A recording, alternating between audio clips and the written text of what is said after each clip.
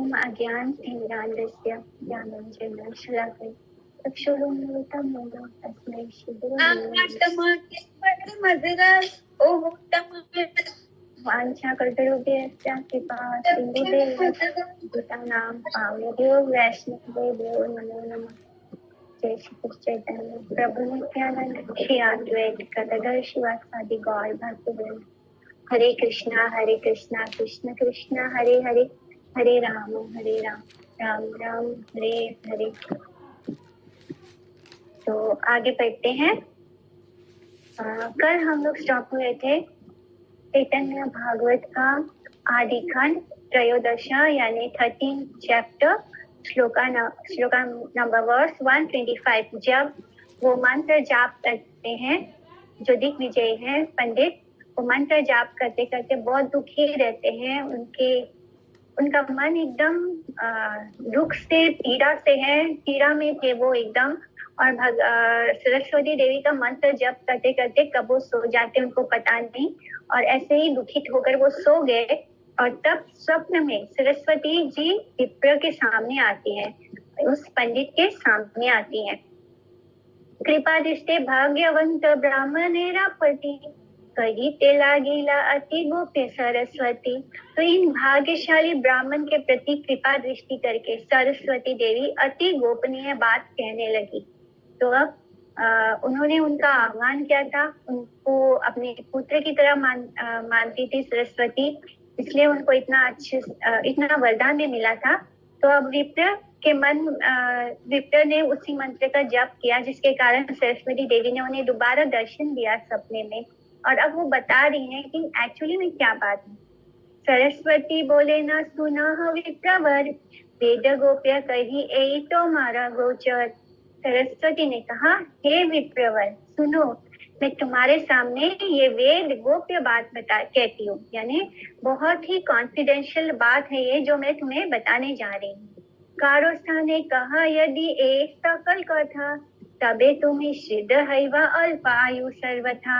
तो किसी के भी सामने यदि तुमने इस बात को प्रकाशित किया, यानी किसी को भी तुमने ये बात बताई, तो निश्चय ही तुम्हारी जो आयु है वो घट जाएगी, वो क्षीण हो जाएगी, यानी तुम्हारा लाइफ जल्दी खत्म हो जाएगा। अगर तुमने ये बात किसी और को बताया तो ये बात सिर्फ तुम्हारे लिए सरस्वती यानी सरस्वती देवी सिर्फ उसको बताना चाहती है।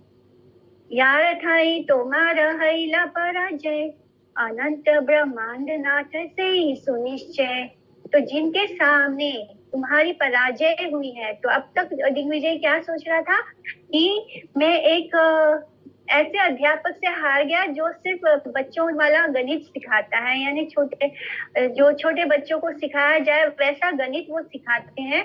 तो मैं एक ऐसे अध्यापक से हार गया। किंतु अब वो बता रही है सरस्वती कि तुम्हारी जिनसे पराजय हुई वो कोई मतलब साधारण व्यक्ति नहीं है, वो निश्चय ही अनंत ब्रह्मांड के स्वामी है, यानी साक्षात भगवान है। स्वप्न में सरस्वती देवी ने मंत्र जपकारी दिग्विजय पंडित के निकट उपस्थित होकर कहा कि मैं तुम्हारे सामने क्षण अवतारी के संबंध में जो सब परम गुह्य कथा कह रही हूँ, इसे यदि तुम कहीं भी प्रकाशित करोगे तो तुम्हारी मृत्यु अनिवार्य है। प्रवाद यह है कि गांगल्य भट्ट के गुरु केशव भट्ट द्वारा श्रीमन महाप्रभु की कथा और सरस्वती द्वारा स्वप्न उक्ति विवरण का प्रकाशन करने से उनकी आकाल मृत्यु हुई थी, और इस कारण गांगल्य भट्ट ने दोबारा कश्मीर देशीय किसी एक ब्राह्मण को केशव नाम से नाम युक्त किया है। इस लोक परंपरागत कथा द्वारा स्पष्ट रूप से ही प्रतीयमान है कि वक्ष्यमान दिग्विजय पंडित केशव कश्मीरी नहीं है, परंतु केशव भट्ट नामक एक पंडित हैं। तो बहुत सारे लोग कहते हैं कि ये केशव कश्मीरी हैं, पर यहाँ पर बताया जा रहा है कि वो केशव कश्मीरी नहीं, केशव भट्ट है। और एक बार सरस्वती ने उनको बताया कि अगर उन्होंने बताया तो अकाल मृत्यु हो सकती है। तो ऐसा ही पहले भी एक बार हुआ है, जिनके गांगल्य भट्ट के गुरु केशव भट्ट द्वारा श्रीमन महाप्रभु की कथा और सरस्वती द्वारा स्वप्नोक्ति विवरण का प्रकाशन करने से उनकी अकाल मृत्यु हुई थी। इस कारण गांगल्य भट्ट ने दोबारा कश्मीर देश के किसी एक ब्राह्मण को केशव नाम से युक्त किया है। तो इस तरह गंगल भट्ट के जो गुरु हैं केशव भट्ट, यानी यही है वो केशव भट्ट जिन्होंने श्रीमद महाप्रभु के बारे में किसी को बताया और सरस्वती देवी ने जो उनको स्वप्न दिया उसके बारे में भी वो बात बताई थी, जिसके कारण उनका आगे जाकर अकाल मृत्यु हुआ था। और इस कारण उनके जो शिष्य हैं गांगल्य भट्ट, उन्होंने किसी और एक केशव नाम के कश्मीर से ब्राह्मण को नियुक्त किया था, नाम युक्त किया है, यानी उसको अपना शिष्य बनाया है। तो इस कारण वो केशव कश्मीरी है और ये जो है अभी जिनके बारे में हम बात कर रहे हैं दिग्विजय, वो केशव भट्ट है। सरस्वती बिना स्वरूपता गौर कृष्ण तोषिनी होने पर भी गौनी अज्ञा या अविद्वद रूढ़ी वृत्ति द्वारा जीव भोग्य और जीव मोहिनी रूप से विष्णु तत्व समीप में लज्जिता। आमी यारा पाद पद में निरंतर दासी समुख हई ते अपना रे लज्जावासी। तो मैं सर्वदा जिनके चरण कमलों की दासी हूँ, उनके सम्मुख जाने में मुझे लज्जा लगती है, यानी मैं उनका सामना नहीं कर सकती, मैं उनके सम्मुख नहीं जा सकती। मैं सदा से ही उनके चरण कमलों की दासी हूँ, यानी किसके? गौर हरि के। विलज्जमानया यस्य धातुमिक्षापते मुया विमोहिता विकथन्ते महामहिमति दुर्धिया। तो देवर्षि नारद, श्री नारद द्वारा अपने गुरु ब्रह्मा के निकट भगवान श्री विष्णु और माया के स्वरूप की जिज्ञासा करने पर ब्रह्मा श्री भगवान को प्रणाम करके उस विषय में कह रहे हैं। तो ये बता रहे हैं कि क्यों उनको लज्जा आती है भगवान का सामना करने में। तो इस बात को बताया जा रहा है कि मेरे कपट भाव से अवगत हैं, इस प्रकार विचार करके माया जिनके दृष्टिपद में अवस्थान करने में लज्जित होती है एवं जिनकी इस माया शक्ति द्वारा विमोहित होकर हम लोगों की तरह अविद्याग्रस्त व्यक्ति मैं मेरा रूपी अहंकार करते रहते हैं, उन्हीं भगवान वासुदेव को नमस्कार करता हूँ। तो एक समय ये बात देवर्षि नारद ने अपने गुरु ब्रह्मा के निकट भगवान विष्णु और माया के जो स्वरूप है उसके बारे में जिज्ञासा किया था, जिसके फलस्वरूप ब्रह्मा जी ने बताया था कि श्री भगवान कौन है और माया कौन है। इससे पहले श्लोक में माया के साथ भगवान का संबंध एवं उसी माया का दुर्जयत्व कथित होने से साक्षात भगवान का भी तब माया वश्य रूप संसार है, इस प्रकार के संदेह का इस श्लोक में निषेध कर रहे हैं। मेरी कपटता या छलना भगवान अच्छी तरह जानते हैं। इस विचार से माया शक्ति जिनके दृष्टिपथ में अवस्थान करने में लज्जा बोध करके ही उनके प्रति अपना विक्रम प्रकाश करने में असमर्थ होती है, परंतु उसी माया द्वारा विमोहित होकर दुर्बुद्धि अर्थात अविद्याकृत जो अज्ञानी है, अविद्याकृत ज्ञान विशिष्ट हम लोग केवल मैं और मेरा श्लाघा यानी अहंकार करते रहते हैं। इस श्लोक में पूर्वक या विश्व जिनके द्वारा प्रकाशमान है, इस प्रश्न का उत्तर कथित हुआ है। तो क्यों माया नहीं सामना कर सकती भगवान का? क्योंकि उसको पता है, भगवान जानते हैं कि माया जो है वो सब जीव आत्मा को भगवान से दूर ले जाती है, उनको विमोहित कर देती है, क्योंकि जो जीवात्मा अज्ञानी है वो मैं और मेरा में लगी, जिस कारण माया उनको विमोहित करती है और उनको भगवान से दूर ले जाती है। इस कारण उसको भगवान का सामना करने में लज्जा आती है और इसलिए माया हमेशा भगवान के पीठ की तरफ होती है, उनके बैक में होती है। इस स्थान पर विलज्ज माना शब्द से यह अर्थ होता है कि यथा माया का जीव सम्मोहन कर जो श्री भगवान को रुचिकर नहीं है, जब भी माया उसे जानती है तब भी कृष्ण विमुख जीवों का कृष्णेतर द्वितीयाभिनिवेश से भय पैदा होता है। इस नियम अनुसार जीवों की अनादिकाल से भगवत तत्व ज्ञान भाव में विमुखता सहन न कर सकने से माया देवी जीव स्वरूप के आवरण और विरूप का आवेश करते रहती है। भगवत संबंध बिना जो लोग आदर कर प्रदान करते हैं एवं जो आदर ग्रहण करते हैं वे दोनों ही जिस बहिर्दर्शी भगवान की पृष्ठ देश पिता माया द्वारा मोहित होते हैं, वही इस श्लोक में कह रहे हैं। विलज्ज माना अर्थात मेरी कपटता से भगवान निश्चय ही अवगत है, यह विचार कर कपटी स्त्री की तरह माया जिनके सम्मुख अवस्थान करने में लज्जा बोध करती है, अर्थात उन्हीं भगवान के पश्चात देश में अवस्थित रहती है, यानी पीठ के तरफ पीछे, उसी माया द्वारा अत्यंत विमोहित होकर ही दुर्बुद्धि जीव में मेरा रूप अहंकार करते हैं, यानी वो अपने आप को देह मानते हैं और हर वस्तु जो इस देह से अटैच है उसको मेरा मानते हैं। इस स्थान पर भगवत विमुखता को ही भगवत पश्चात देश रूप से जानना होगा। भगवत विमुख होने से ही माया का प्रभाव देखा जाता है। जो भगवान से विमुख है उस पर माया का सबसे ज्यादा प्रभाव होता है। भगवत सामुख्य से लक्षित नहीं होता। जो भगवान के सामने है उन पर माया का कोई प्रभाव नहीं होता। जो भगवान से विमुख हो जाता है उसको माया अपने अधीन कर लेती है। आमी से बलिए विप्रा तुम्हारा जीवाय, ताहा सम्मुखे शक्ति न बसे आवाए। हे विप्र, हे ब्राह्मण, तुम्हारी जीवा पर मैं बोलती तो हूँ, किंतु प्रभु के सामने मेरी शक्ति कुछ काम नहीं करती। यानी वो शक्ति किसके अधीन है? भगवान के अधीन है। तो जो पहले से ही भगवान के अधीन है वो भगवान के सामने कैसे उठ सकता है, यानी वो कैसे उसका काम हो सकता है। आमर की दाय शेष देव भगवान, सहस्त्र वदने वेद ये करे व्याख्यान। अजभवा यारा उपासना करे, हेना शेष मोह माने या हरा गोचरे। मेरी तो क्या चले उनके सम्मुख, तो वे शेष देव भी मोहित हो जाते हैं। यानी जो भगवान बलराम है, जो शेष है अनंत देव, वो भी मोहित हो जाते हैं, जो अपने सहस्त्र मुख से वेदों का बखान करते रहते हैं।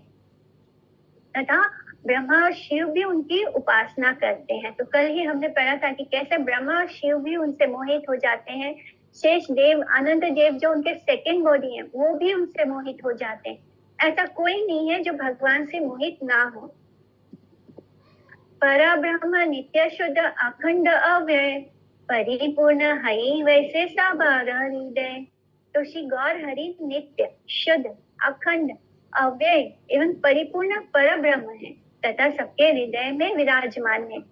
श्री गौर सुंदर ही प्रत्येक जीव के अंतर्यामी व्यष्टि विष्णु अनिरुद्ध रूप से क्षीरोद समुद्र में एवं समस्त ब्रह्मांड के अंतर्यामी समष्टि विष्णु प्रद्युम्न रूप से गर्भ समुद्र में विराजमान है और वे परिपूर्ण अखंड अव्यय और नित्य शुद्ध तत्व है। तृतीय अधिष्ठान क्षीरोदशाई रूप से, द्वितीय अधिष्ठान गर्भोदशाई रूप से उनका पृथक खंड ज्ञान उनके परिपूर्ण स्वरूप के ज्ञान का बाधक है। फिर द्वितीय अधिष्ठान रूप से प्रथम अधिष्ठान कार्णव वशाई से पृथक उनका खंड ज्ञान भी उनके परिपूर्ण स्वरूप उपलब्धि का प्रतिषेधक है।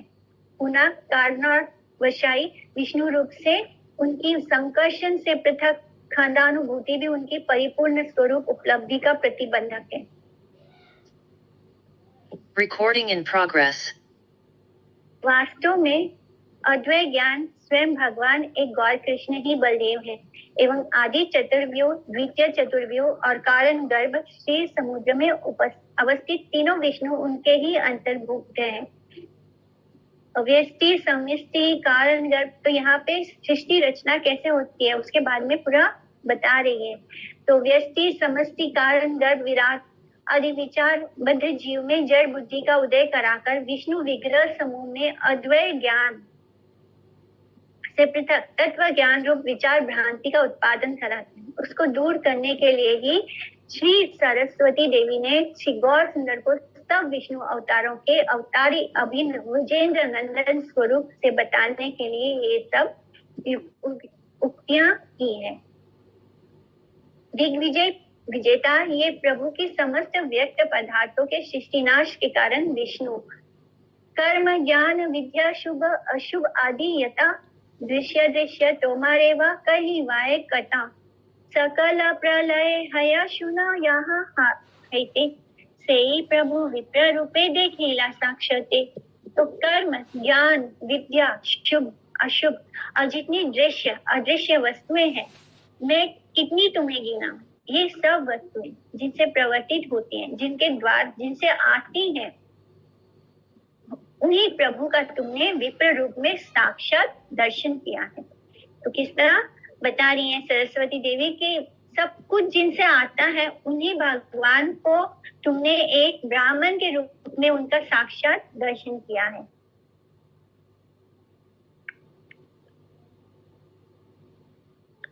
अभ्रम आदि यथा देखा सुख दुख पाए, सकल जानी विप्र इहा न आज्ञाए।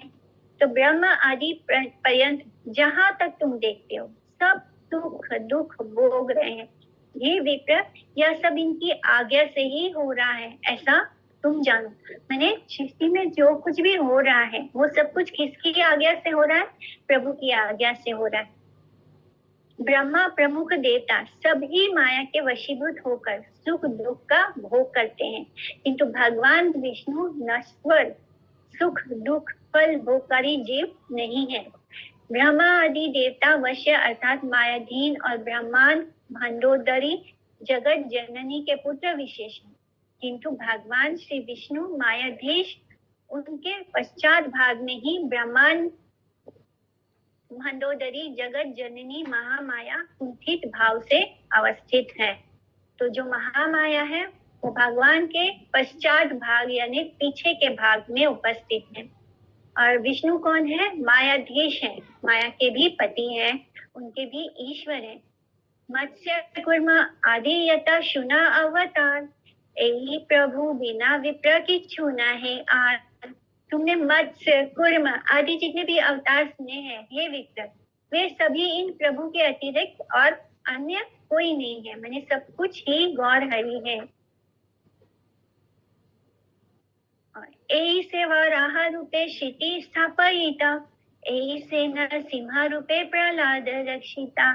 तो इन्हीं प्रभु ने वराह रूप से पृथ्वी की स्थापना की है, इन्हीं प्रभु ने नरसिंह रूप से प्रहलाद की रक्षा की है। एही से वामन रूपे बलिरज्जीवन, यार पाद पद्म हईते गंगा जन्म। तो जिनके पद कमल में गंगा की उत्पत्ति हुई है, वे यही प्रभु श्री वामन रूप से बलि के जीवन है। तो पूरे उनके हर अवतार के बारे में बता रही है सरस्वती देवी। एही से हैला अवतीर्ण अयोध्याय, बधिला रावण दुष्ट अशेष लीलाएं। तो इन्हीं प्रभु ने अयोध्या में राघव रूप से राम रूप से अवतीर्ण होकर अपनी अशेष लीला द्वारा दुष्ट रावण का वध किया। उहाने से वसुदेव नंद पुत्र बलि, एवे विप्र पुत्र विद्यारस से कुतूहली।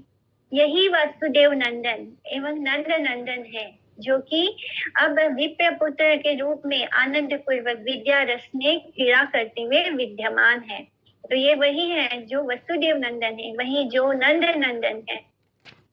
और अब क्या कर रहे हैं? विद्या विलास लीला कर रहे हैं। वेदेओ की जाने ना उहान अवतार, जाना ही ले जाना है अन्यथा शक्तिकार। तो क्या वेद भी उनके अवतार को जानते हैं? उनके जताने से ही उन्हें जाना जा सकता है, अन्यथा किसमें शक्ति है कि उन्हें जाने? कोई वेद भी भगवान को नहीं जान सकते, वेद भी उनके अवतारों के बारे में नहीं जानते। जब तक वो खुद ना जताए, जब तक भगवान खुद हमको नहीं बताए, खुद ही अपनी शक्ति का प्रचार करके हमें हमारे सामने खुद को प्रकाशित नहीं करेंगे, तब तक हम उनकी शक्ति को नहीं जान सकते। यथा किछु मंत्र तुम्ही जपिले आमर, दिग्विजयी पद फल न हयता हार। मंत्र ये फलाता हा एवे से पाईला, अनंत ब्रह्मांड नाथ साक्षाते देखिला।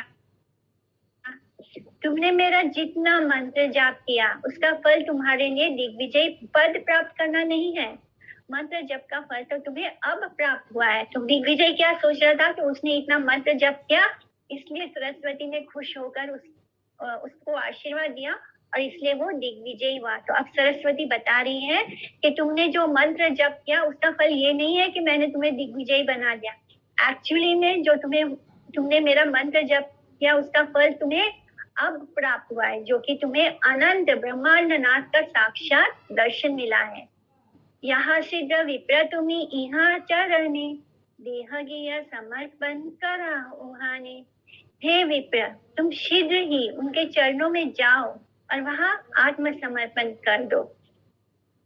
स्वप्नहीन नामानिहा ये सब वचन मंत्र वशे कही लाए वेद संगोपन। तुम मेरे ये सब वचन तुम स्वप्न मात्र मत मान लेना। तुम ये मत सोच लेना कि मैंने तुमको सपने में आके बोला तो इसका कोई वैल्यू नहीं है, ये सब कुछ सपना है।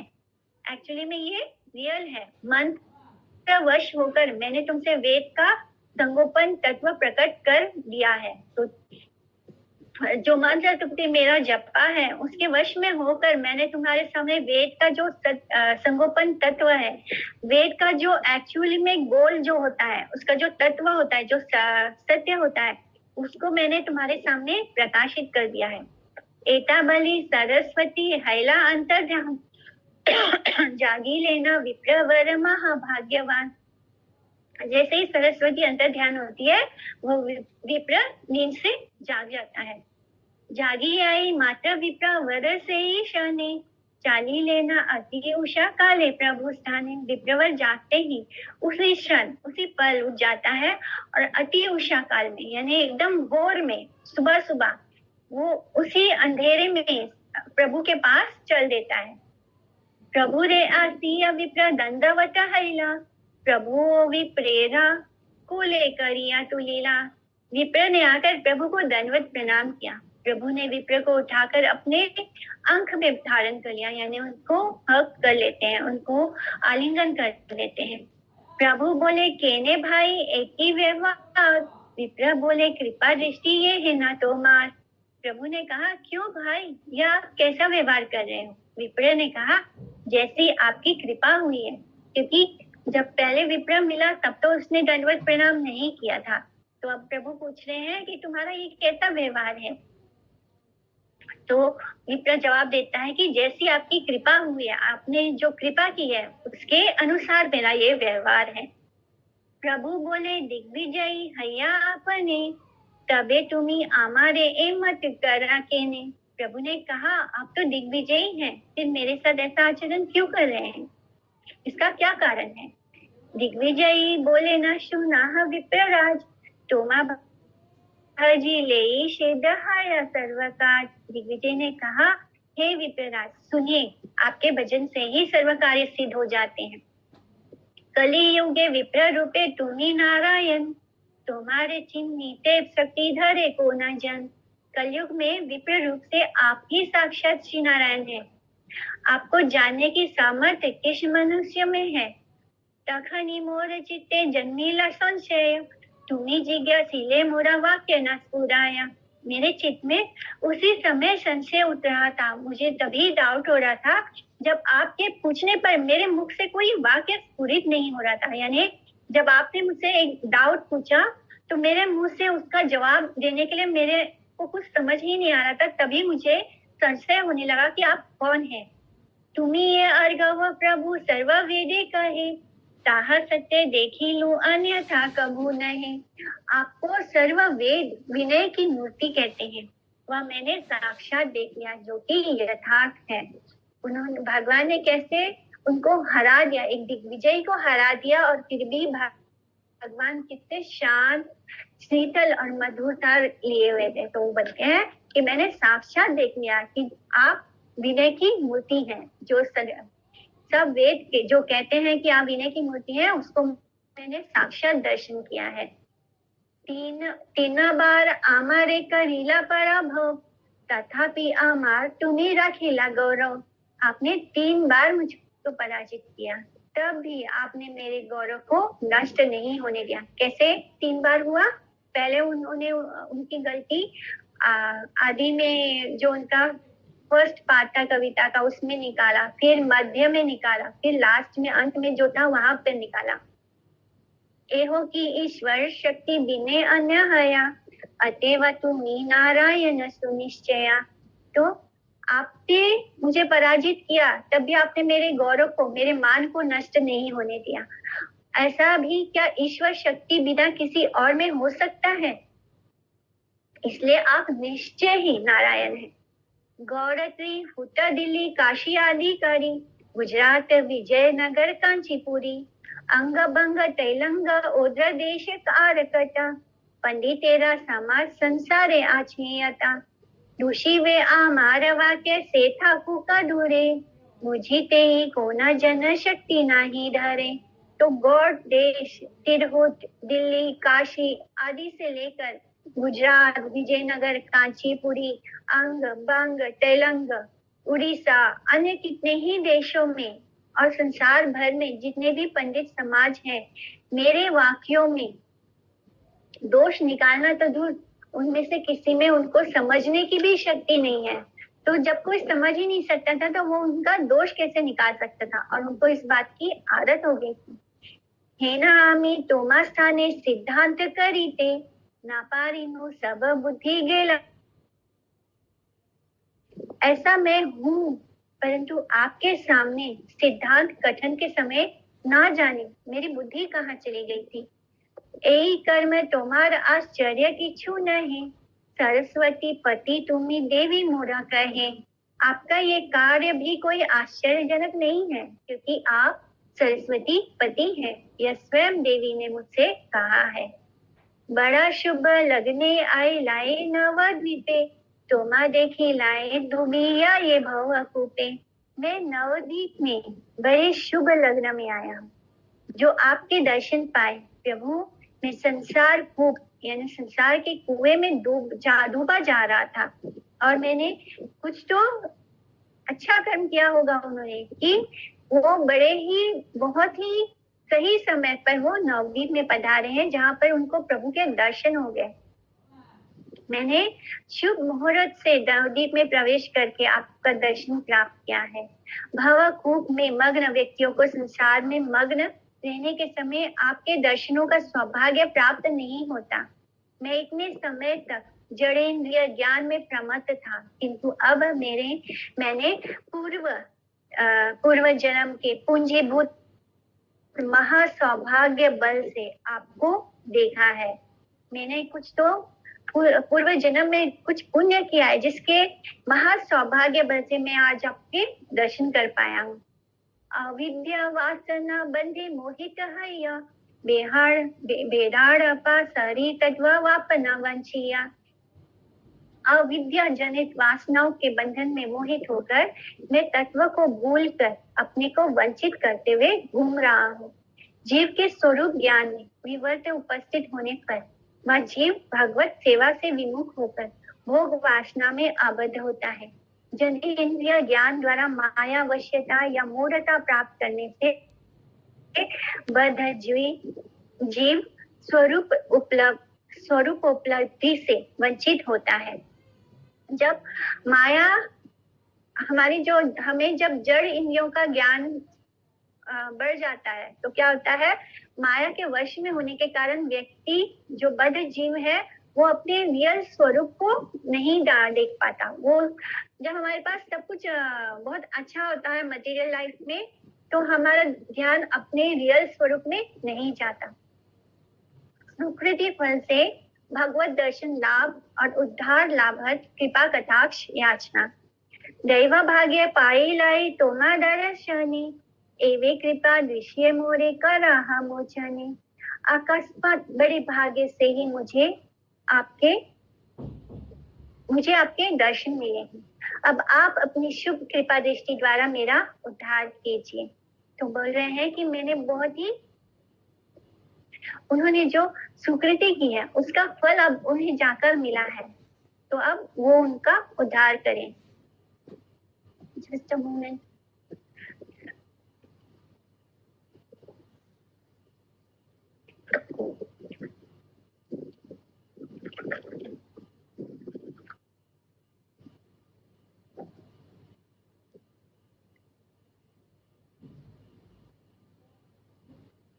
परोपकार धर्म स्वभाव तोमा बिने शरण्य दयालु नहीं आत। तो परोपकार करना आपका स्वभाव है, आपके सिवाय शरणागत पर और कोई दया करने वाला नहीं है। तो आपके अगर आप दया नहीं करेंगे तो कौन करेगा? भगवान के अलावा एक जीवात्मा पर दया कर ही कौन सकता है? तोमा बिने नाही आर श्लोक में श्री कृष्ण वीरा में श्री उद्धव की उक्ति, अहो वकासुर की बहिन पुतना ने जिनका वध करने की इच्छा से असाधु वृत्ति विशिष्टा होकर अपना विषाक्त स्तन पान कराने पर भी मातृ योग्य गति प्राप्ति उन कृष्ण को छोड़कर मैं और कौन से दयालु पुरुष के शरणागत हो सकता हूँ। श्लोक में अपने ग्रह में श्री बलराम के साथ सम उपस्थित श्री कृष्ण के प्रति श्री अक्रूर जी बोलते हैं कि हे भगवान, आप भक्त प्रिय, सत्यवाह, सुहृद और कृतज्ञ हैं। इस प्रकार आपको छोड़कर कौन पंडित व्यक्ति दूसरे के शरणागत हो सकता है? आप भजन परायण सुहृद जन की समस्त कामनाएं यहाँ तक कि अपने आप को भी प्रदान कर देते हैं, परंतु आपको हानि लाभ कुछ भी नहीं होता। हेना उपदेश मोरे कहा महाशय, आर्यना दुर्वासना चित्ते नाही है। हे महाशय, मुझको आप ऐसा उपदेश कीजिए जिससे मेरे चित्त में अब और कोई दुर्वासना ना रहे। एई मते काकुवाद अनेक करिया, स्तुति करे दिग्विजय अति नम्र हैया। तो अब वो बहुत ही नम्र हो गए हैं और बहुत भगवान को काकुवाद यानी बहुत उनको मना रहे हैं, अनुनय और विनय पूर्वक अति नम्र होकर वो भगवान की स्तुति कर रहे हैं, जिसमें वो बहुत एक्सपर्ट है। वैसे भी सुनिया विप्रेरा काकू शिहु गौर सुंदर, हासियाता हाने की छुकरीला उत्तर। विप्र की दीन वचन सुनकर श्री गौर सुंदर हंसकर उनसे कुछ कहने लगे। सुना द्विजा वर तुम्ही महाभाग्यवान, सरस्वती यहाँ राजीवाय अधिष्ठान। हे विप्रवर सुनो, तुम तो महाभाग्यवान जो तुम्हारी जीवा पर सरस्वती का अधिष्ठान है। दिग्विजय करी व विद्यार कार्य नहीं, ईश्वरे भजिला से विद्या सत्य कहे। तो दिग्विजय करना विद्या का कार्य नहीं है। विद्या का असली कार्य क्या होता है कि हमारे पास जो ज्ञान है उसका मतलब ये नहीं होता कि हम सर्टिफिकेट पर सर्टिफिकेट लेते रहे और लोगों को बताते रहे कि हम बेस्ट है इसमें। ज्ञान का अर्थ होता है कि हम भगवान का भजन कर पाए। ज्ञान का वैल्यू तभी है जब हम कृष्ण को जान पाए, कृष्ण का भजन कर पाए। तो दिग्विजय करना विद्या का कार्य नहीं है, जिससे ईश्वर भजन हो वही विद्या सत्य होती है। मन दिया बुझा देह छाड़ी चलीले, धन व पौरुष संगे की छूना ही चले। मन देकर समझो, जब जीव देह को छोड़कर जाने लगता है तब उसके साथ धन तथा पौरुष कुछ भी नहीं जाता। हम जो इतने सर्टिफिकेट्स या हमारे पास इतने अवार्ड्स वगैरह जो मिलते हैं, इसको पौरुष बोलते हैं। तो जो धन है, जो संपदा है ना, तो वो हमारे साथ जाएगा जब हम ये जो जीव आत्मा है, जब वो अपने देह को त्याग देती है, जब हम अपना शरीर त्याग देंगे तब क्या होगा? तब ना तो हमारे साथ धन जाएगा, ना कोई पौरुष जाएगा। जो भी हमने अर्जित किया है, जो भी हमने नाम कमाया है, जो भी हमारे पास सर्टिफिकेट्स हैं, वो कुछ भी हमारे साथ नहीं जाने वाला। एते के महांत सब सर्व परिहारी, करे ना ईश्वर सेवा धीर चित्त करी। इसलिए सभी महापुरुष सर्वस्व त्याग कर दृढ़ चित्त से श्री हरि की सेवा करते हैं। इस सब तत्व को विचार करके उदार चित्त साधु जन, यानी जो साधु होते हैं, जो भगवान, जिनके पास भगवान का असली ज्ञान होता है, इसी को असली ज्ञान कहा जाता है। ज्ञान वो नहीं होता है जो किताबों से पढ़ के हम सोचते हैं कि हम मैथ्स में एक्सपर्ट हो जाए, हम साइंस में हो जाए, हम साइंटिस्ट बन जाए। ये सब इसको एक्चुअल में ज्ञान नहीं बोलते। ज्ञान वो होता है जिससे हम भगवान को समझ सकते हैं। समझ तो नहीं सकते भगवान को, लेकिन हम जिससे भगवान के बारे में जान पाए, जिसके कारण हमें भगवान के बारे में जानने की जिज्ञासा हो, उसको असली में ज्ञान कहते हैं। तो जो साधु होते हैं वो इस प्रापंचिक समस्त संपत्ति आशा और भरोसा परित्याग करके जीवित काल में जीवित होते हैं, तभी तीव्र भक्ति योग से भगवान का भजन करते हैं। एते के छाड़िया विप्र सकल जंजाल, श्री कृष्ण चरण गिया बजा सकाल। तो इसलिए अतएव हे विप्र, तुम सब प्रकार के दुसंग को छोड़कर शीघ्र ही, जल्दी ही, दृढ़ व्रत से एक निष्ठ होकर श्री कृष्ण के चरणों का भजन प्रारंभ कर दो। जिस समय भी हमें कृष्ण के बारे में पता चल जाए, उसी पर सब कुछ मने बाकी सब कुछ करते हुए भी हम भक्ति कर सकते हैं, लेकिन हमारा जो फर्स्ट गोल होना चाहिए वो कृष्ण को पाना होना चाहिए। क्योंकि पता नहीं, अगर हम दोबारा भगवान से बिछड़ गए, जैसे कि हम भगवान से बिछड़ चुके हैं, जैसे पहले लोग मेले में गुम हो जाते थे, अपने परिवार से बिछड़ जाते थे, बहुत बहुत साल बीत जाते थे, छोटे से बच्चे बड़े हो जाते थे, तभी वो अपने माता पिता को भूल जाते हैं। और माता पिता जो है वो उस पीड़ा में रहते हैं, यानी कोई किसी को पहचान नहीं पाता। यही हो गया है हम सब जीवात्माओं के साथ। हम भगवान से इतने दूर आ गए, इतना बिछड़ कर इतना लंबा समय हो गया है कि अब हमें भगवान की याद नहीं आती। लेकिन जिस पर भी हमें भगवान के बारे में थोड़ा बहुत भी जान लेते हैं, कृष्ण के बारे में, वही उस मोमेंट से ही हमें कृष्ण की भजन में लग जाना चाहिए। कोई जरूरत नहीं है कि हम संसार को छोड़ दें, लेकिन हमारा जो पहला गोल होना चाहिए इंटरनली, वो सबको दिखाना नहीं है कि हम कृष्ण भजन कर रहे हैं, किसी के सामने दिखाना नहीं है कि हम भक्ति कर रहे हैं, लेकिन हमारे अंदर में वो फर्स्ट गोल होना चाहिए कि हमें कृष्ण के पास जाना है। इस बात को जीवन में सबसे ऊपर फर्स्ट रखना चाहिए। इसलिए बाहर में जड़ जगत, बाहर का जो जड़ जगत है, में उन्नति की आकांक्षा परित्याग पूर्वक काल विलंब ना करके श्री राधा गोविंद के चरणों का अर्चन करो। यानी बिना समय गवाए, तुरंत, बिना लेट मत करो। और इस संसार में कुछ भी पाने की जो आकांक्षा है, उन्नति है, जो प्रोग्रेस का जो तुम्हारी इच्छा है, उसको परित्याग करो और तुरंत भगवान की राधा गोविंद के चरणों का अर्चन करो।